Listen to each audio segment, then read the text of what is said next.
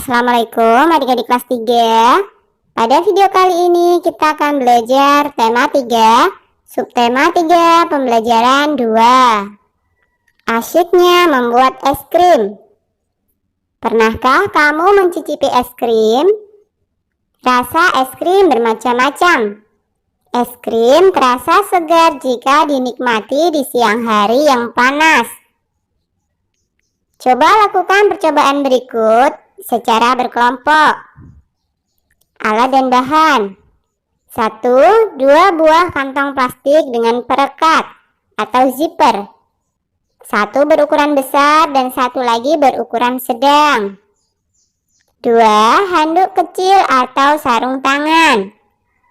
3 300 ml krim segar atau susu atau santan. 4 2 sendok makan gula pasir.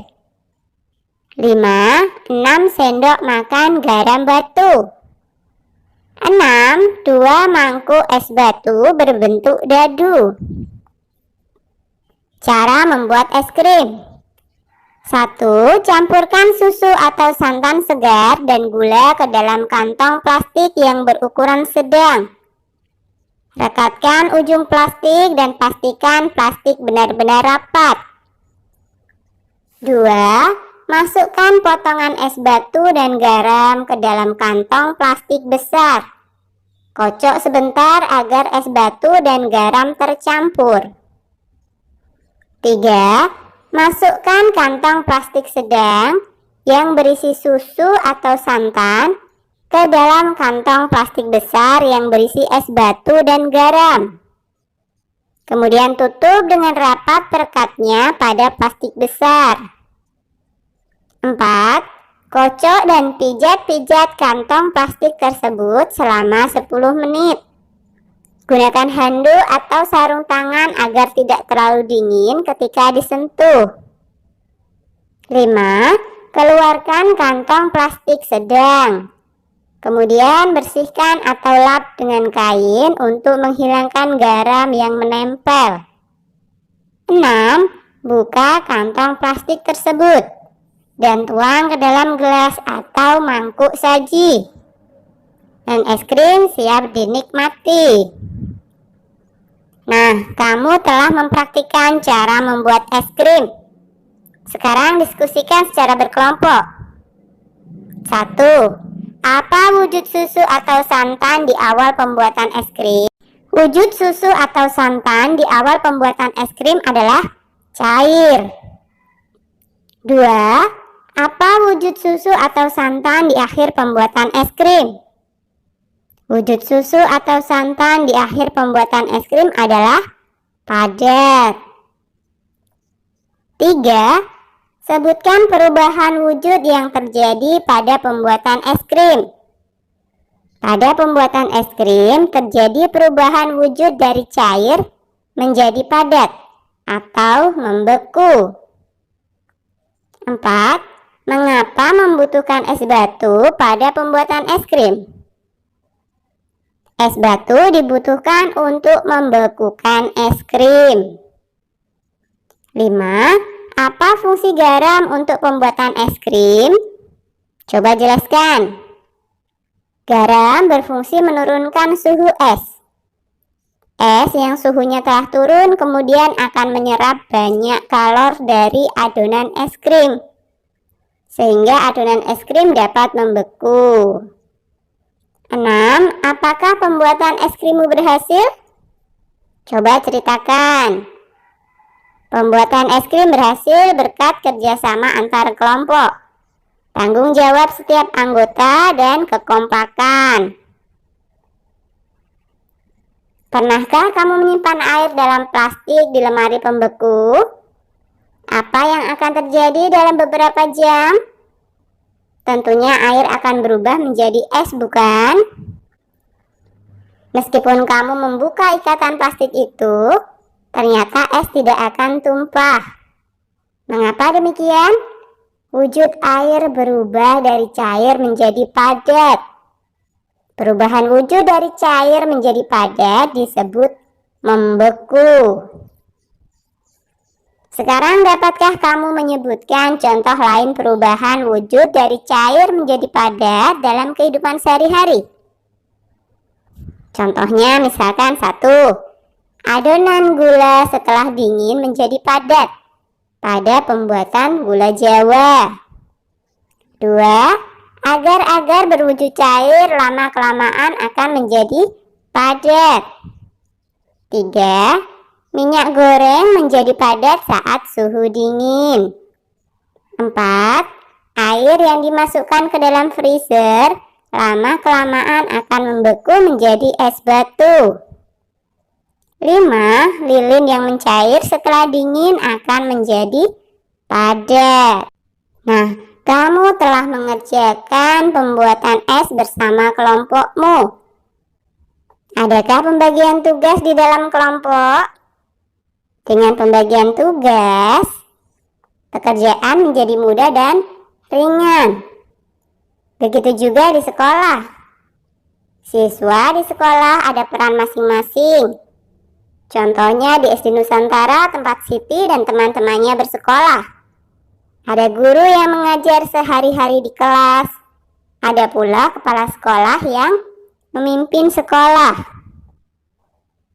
Nah, kerjakan secara berkelompok. Carilah informasi tentang peran-peran yang ada di sekolahmu, selain peran siswa. Isikan hasilnya pada tabel berikut.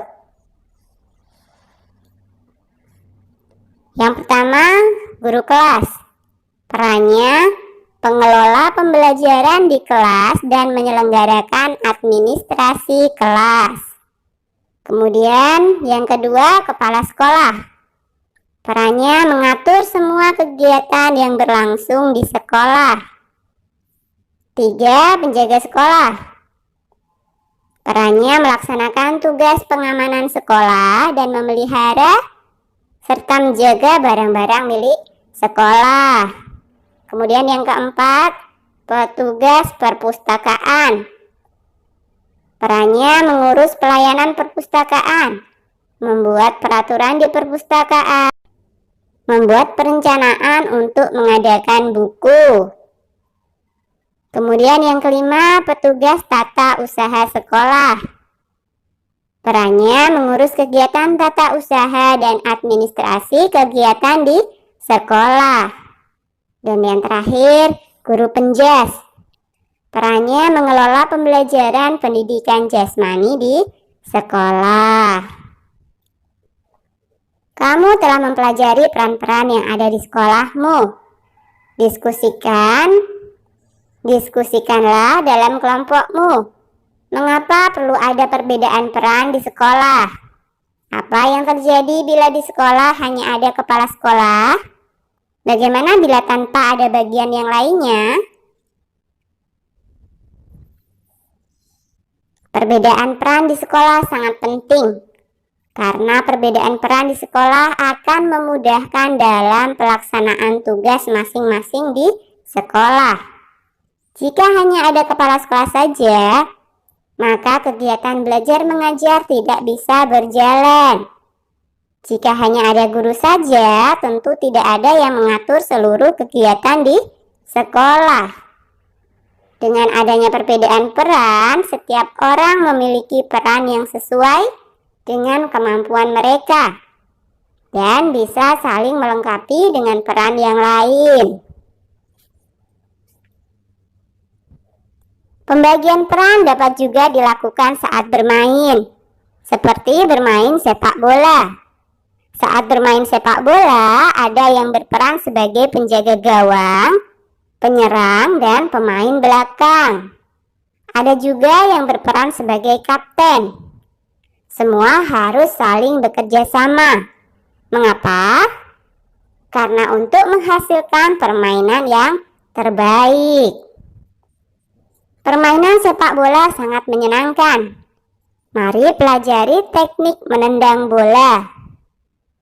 Sebelum bermain, lakukanlah pemanasan dengan membentuk lingkaran. Jika gurumu memberi aba-aba mencair, maka kamu harus berlari. Jika gurumu memberi aba-aba membeku, maka kamu harus segera berhenti di posisi terakhirmu. Hal ini seolah-olah membeku dan tidak boleh bergerak. Anak yang bergerak saat membeku akan dikeluarkan dari barisan. Setelah itu, berlatihlah menendang bola ke tujuan tertentu. Tendanglah bola ke tujuan yang ditentukan. Apakah kamu berhasil menendang bolamu ke tujuan tersebut? Sekarang perhatikan cara gurumu menendang bola. Lakukan seperti yang dicontohkan gurumu.